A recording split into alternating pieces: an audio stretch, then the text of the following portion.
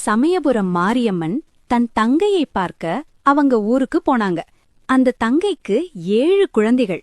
அக்கா வர்ற செய்தியை கேட்ட தங்கை சந்தோஷப்பட்டாலும் ஒரு நிமிஷம் பயந்துட்டா.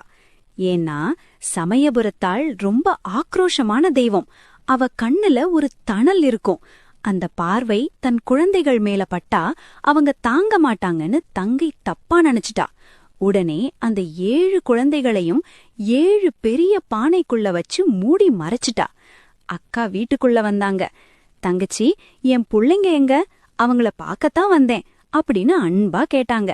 ஆனா தங்கை பயத்துல, அக்கா, அவங்க எல்லாம் வெளியில விளையாட போயிருக்காங்க, இப்போ இங்க இல்ல அப்படின்னு பொய் சொல்லிட்டா. எல்லாத்தையும் அறியும் சக்தி கொண்ட மாரியம்மனுக்கு தங்கையோட பொய் சுருக்குன்னு தச்சுது. உன் அக்கா மேலேயே உனக்கு நம்பிக்கை இல்லையா? பெத்த பிள்ளைங்கள என்கிட்ட காட்டாம பானைக்குள்ளையா மறைச்சு வைப்ப அப்படின்னு கோபத்துல மாரியம்மனோட 3வது கண்ணு லேசா திறந்தது. நீ எதை மறைச்சு வச்சியோ அது அப்படியே கல்லா போகட்டும் அப்படின்னு சாபம் கொடுத்துட்டா. தங்கை பதறி போய் பானைய திறந்து பார்த்தா அங்க 7 குழந்தைகளும் கற்சிலையா மாறி இருந்தாங்க. தங்கை கதறி அழுது மன்னிப்பு கேட்டா.